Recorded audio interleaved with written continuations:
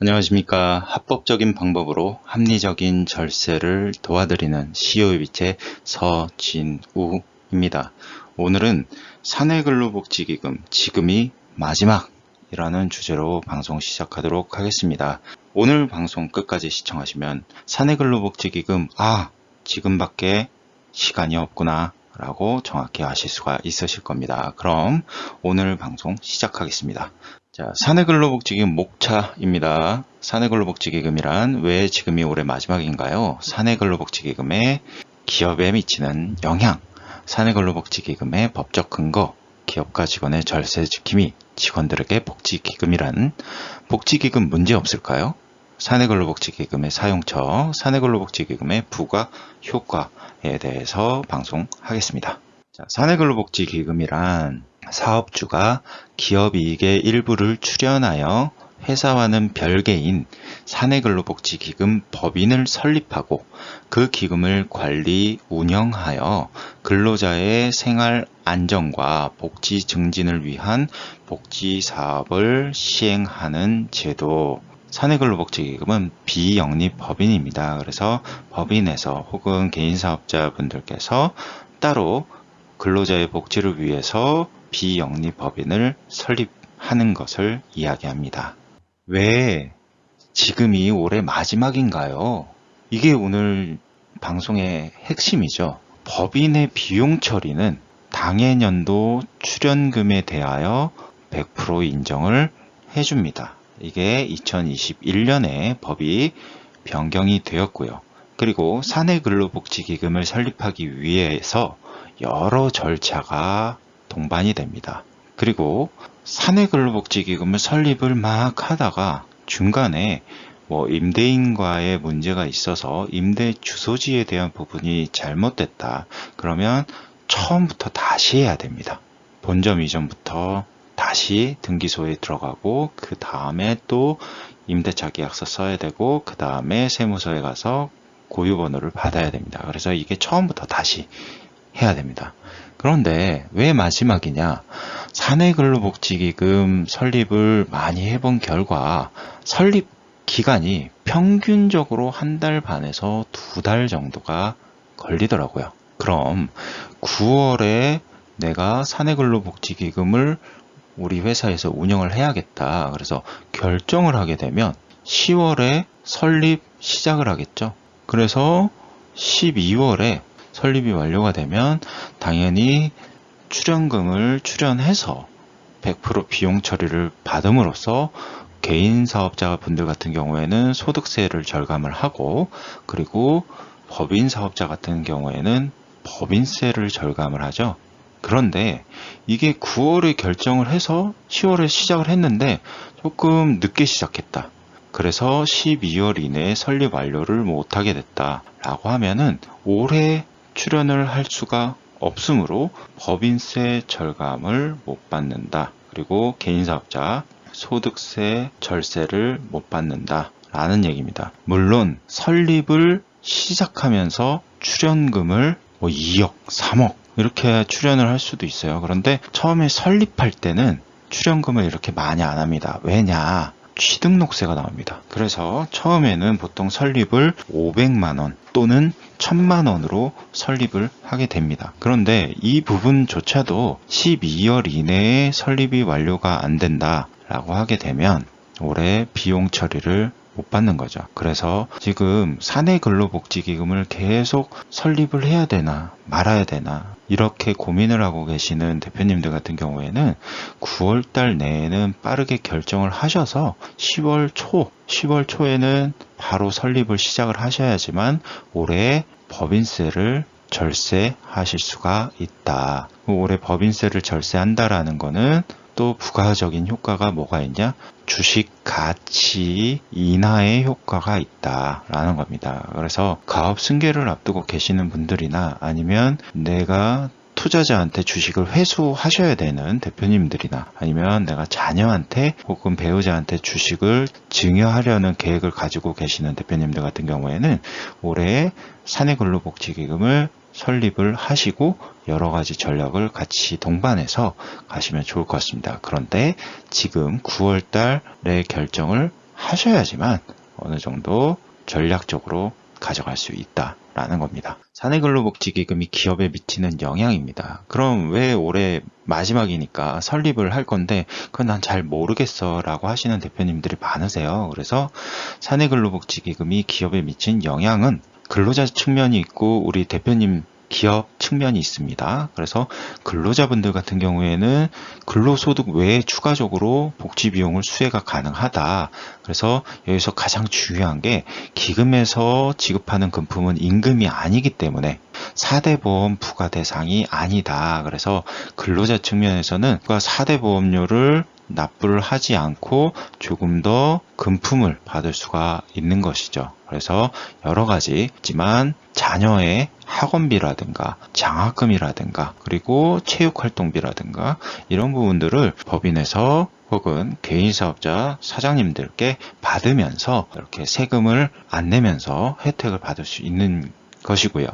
그리고 우리 대표님 입장에서는 실질적인 임금 인상 없이 근로자에게 복지 혜택 제공이 가능하다라는 부분입니다. 그리고 아까 말씀드렸듯이 우리 대표님께서 우리 법인에서 사내근로복지기금으로 출연하는 출연액은 전부 100% 송금이 인정이 돼서 법인세 면제를 받습니다.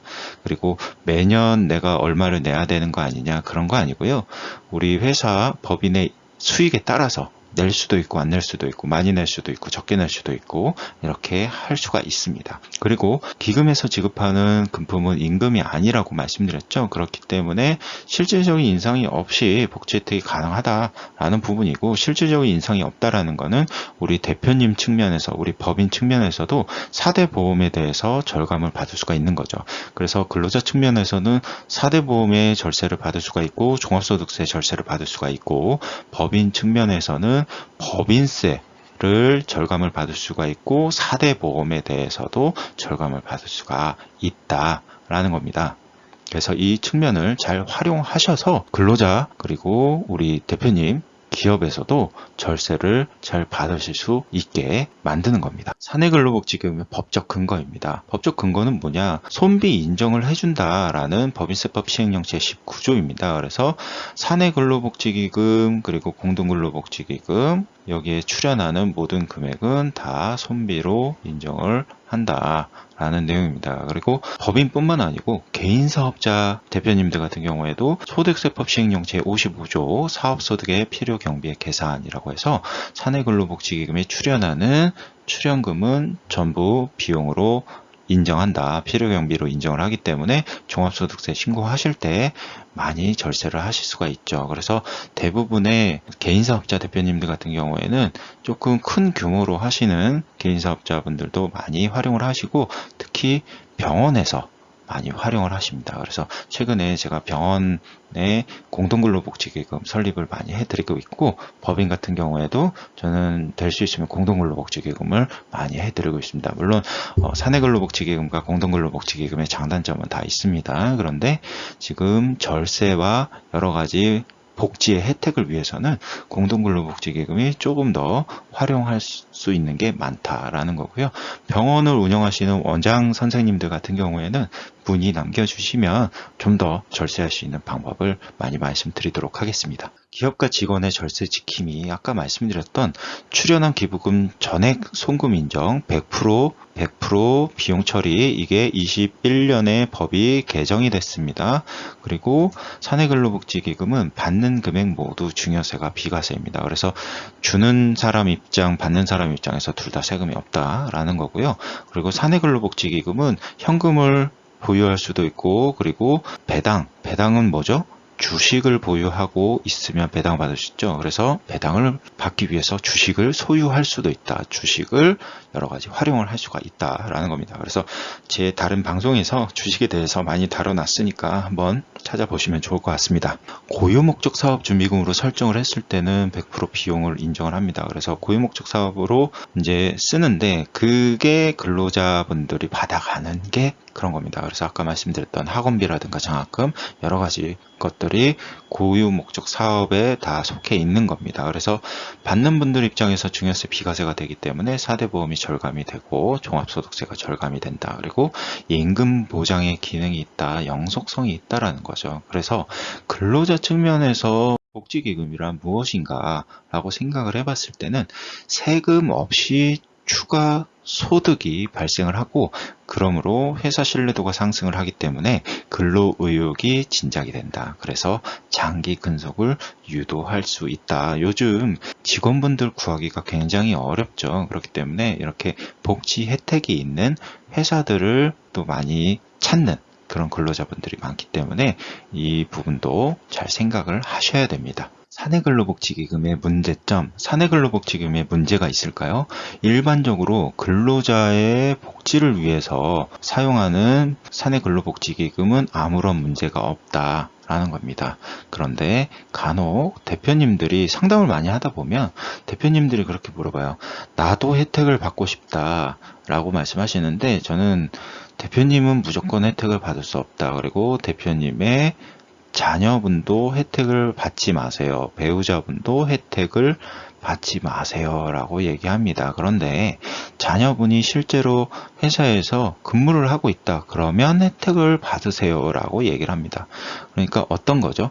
실질적인 거죠. 실질적으로 운영이 되어진다라고 하면은 전혀 문제가 없다라는 겁니다. 그런데 이런 혜택 중에서도 여러 가지가 있죠. 학원비 지원이라고 해서 갑자기 뭐 500만 원 이런 식으로 지원하면은 500만 원짜리 학원을 뭐 뉴스에서는 간혹 나오지만 저는 아직은 본 적이 없기 때문에, 월 기준이죠. 월 500만 원 예체능은 가능할 수 있어요. 입시 때는. 그런데 학원비라고 해서 500만 원 이렇게 지원을 해버리면 안 된다라는 거죠. 그래서 적절한 비용 산정도 굉장히 중요하고, 실제로 학원비가 얼마 정도 나가느냐, 혹은 장학금을 주는데 얼마 정도의 금액이 나가느냐에 대해서 될 수 있으면 최대한 산정을 해서 해야 됩니다. 그런데 이것도 사내근로복지기금도 나중에는 들여다보지 않을까? 그래서 이 고유목적 사업으로 제대로 쓰여졌는지에 대해서 볼 것으로 예상을 합니다. 그래서 여러 가지 증빙 자료들을 잘 만들어 놓으셔야 됩니다. 그래서 제가 가장 중요하게 생각하는 게, 모든 컨설팅에는 증빙이 가장 중요하다. 증빙은 뭘로 이루어지냐? 스토리와 실질, 행위, 그 다음에 서류, 날짜, 일단 대략적으로는 이렇게 이루어집니다. 그래서 이런 부분들을 잘 활용을 해야 된다. 그런데 우리가 실제로 할 때 회사에서도, 법인도 마찬가지고 개인사업자분들도 마찬가지고, 회사에서 실제적으로 그 복지를 해주는 게 있지 않습니까? 큰 회사 같은 경우에는 뭐 유치원을 간다, 초등학교를 간다 했을 때 뭐 50만 원씩 혹은 100만 원씩 지원을 해준다 라고 하는 혜택을 주고 있는 회사들은 당연히 사내근로복지기금을 활용을 하면 너무나 좋죠. 그 복지들을 사내근로복지기금에서 나가면 받는 분들 입장에서, 근로자분들 입장에서 세금이 없으니까 너무나 좋겠죠. 그래서 법인에서 나갈 때는 복리후생비로 나가거나 사내근로복지기금으로 나가거나 해도 비용 처리하는 건 똑같죠. 그런데 근로자분들 입장에서 바라봤을 때는 세금을 안 내는 게 조금 더 좋다라는 얘기죠. 그래서 복리후생비를 많이 활용하는 회사 같은 경우에는 사내근로복지기금 반드시 고려해 보셔야 합니다. 복지기금의 사용처, 고유목적 사업인데요. 대부분 많이 사용하는 거, 여러 가지 것들이 있겠지만 대부분 사용하는 게 요 장학금, 자녀분들 초등학교, 중학교, 고등학교, 대학교 이렇게 장학금 지급을 할 수가 있고, 또는 대부 사업을 할 수도 있습니다. 그리고 코로나19 재난극복지연금 지급이 가능하고, 그리고 많이 하는 게 근로자의 날 행사 지원. 이거는 모든 직원에 대해서 다 할 수가 있죠. 그리고 체육 문화 활동비 지원이 가능하다. 그래서 헬스장이라든가 수영장이라든가, 그리고 이런 이제 도서 문화 상품권, 스포츠 레저 장비 구입, 뭐 자전거 구입이라든가 뭐 이런 것들 다 지원을 해줄 수가 있다라는 얘기입니다. 연극, 영화, 뮤지컬, 스포츠 게임, 관람 요 지원이 가능하다. 그러면서 단순하게 그냥 체력 단련비라고 해서 전부 그냥 통일되게 나가면 안 된다. 그래서 여기서 보시면은 허용되지 않는 경우를 잘 따져서 운영을 하시면 됩니다. 그리고 많이 활용을 하는 게 또 무엇이 있냐? 자녀 학원비에서 속셈학원, 미술학원, 피아노학원 이런 것들 다 지원이 가능하고요. 이제 고가의 뭐 영어 과외비 뭐 이런 거는 안 돼요. 네, 그렇게 하시면 안 됩니다. 그리고 근로자 본인들의 뭐 어학, 뭐 중국어, 일본어, 영어 이런 것들을 배운다라고 했을 때는 지원이 가능하다. 그리고 컴퓨터 요즘 못하는 사람은 없겠지만 좀 더 뭐 엑셀이라든가 파워포인트라든가 이런 걸 배우기 위해서 다닌다라고 했을 때는 지원이 가능하다. 그런데 이거를 회사의 일 때문에 반드시 배워야 하는 거는 또 혜택을 줄 수가 없다. 그리고 근로자 사기 진작을 위한 시찰비는 조금 다른 말로 풀어서 얘기하면 여행 비용이라고 생각을 하시면 됩니다. 그리고 근로자와 그 가족의 건강진단비 지원이 가능하다. 이런 거 많이 하고요. 그리고 회사 창립의 기념품, 명절 선물, 상품권 지급이 가능하다. 그리고 직원의 생일, 결혼기념일 등 가능하다. 근데 여기서 핵심은 뭐냐면 경조비입니다. 경조비 같은 경우에는 일반 개인 사업자분들도 마찬가지고 법인 사업자분들도 마찬가지고 20만 원까지만 비용 처리가 되죠. 그런데 이 사내근로복지기금에서 나가는 거는 한도가 없다라는 겁니다. 복지기금의 부가 효과 세 가지입니다. 첫 번째, 비상장 주식가치 조절의 효과입니다. 법인에서 사내근로복지기금으로 출연 시 100% 비용 처리가 되기 때문에 당해년도에 당기순이익 절감 효과를 보게 됩니다. 그래서 비상장 주식가치를 어느 정도는 조절을 할 수가 있다입니다. 두 번째, 자기 주식 처분의 효과입니다. 국세청에서 증여 후 이익 소각에 대해서 문제를 삼으면서 이익 소각에 대한 부분이 많이 위축되어 있죠. 그래서 자사주까지만 활용을 하는 솔루션을 다시 하고 있습니다. 그런데 자사주는 법인에서 주식을 보유하는 것이기 때문에 나중에 주식을 어떤 방식으로든 처리를 해야 합니다. 그런데 복지기금으로 주식을 출연을 할 수가 있다. 그래서 복지기금에서 배당을 받아서 고유목적 사업 용도로 사용을 할 수가 있다라는 얘기입니다. 그리고 세 번째, 가업승계 전략에 도움이 되는 효과가 있다. 가업승계를 할 때 반드시 동반되어져야 하는 것이 주식가치 조절과 자금 운영에 대한 부분입니다. 이에 따라서 복지기금을 활용함으로써 자산을 외부로 유출시키지 않고 주식 가치를 조절함으로써 가업승계 시에 세금에 대한 부담을 줄일 수가 있다. 이렇게 세 가지의 부가 효과가 있습니다. 근로자분들을 위하면 위할수록 복지기금의 부가 효과는 커진다라는 거 명심하셔야 됩니다. 부가 효과 간단 예시입니다. 예시법인은 액면가 5,000원, 주식수 8만 주, 그래서 자본금 4억 원의 회사이고요. 승계 지분은 100%로 잡았습니다. 매출액 800억, 3년 평균 이익은 24억 정도로 잡았고요. 자, 자사주 후 사내근로복지기금 출연에 대해서 세금을 좀 비교를 해봤습니다. 그래서 자사주를 5억 했을 때, 15억 했을 때, 30억 했을 때 이 한 주당 주식 가치가 28만원에서, 기존 28만원에서 26만원, 22만원, 15만 9천원 이렇게 떨어지는 효과를 볼 수가 있다.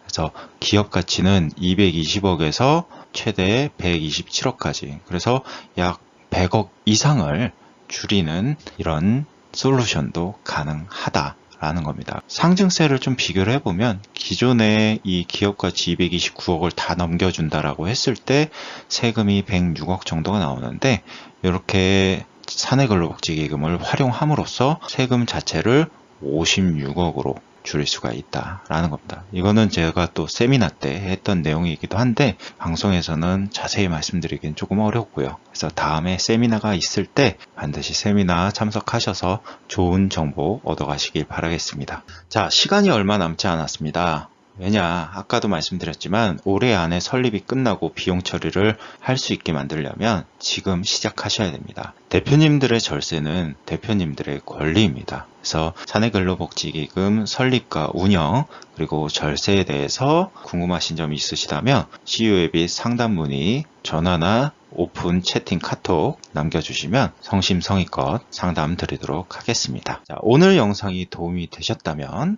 좋아요와 구독, 알림, 공유 부탁드리겠습니다. 그럼 다음 영상에서는 오늘보다 조금 더 도움되는 말씀으로 방송 찾아뵙도록 하겠습니다. 감사합니다.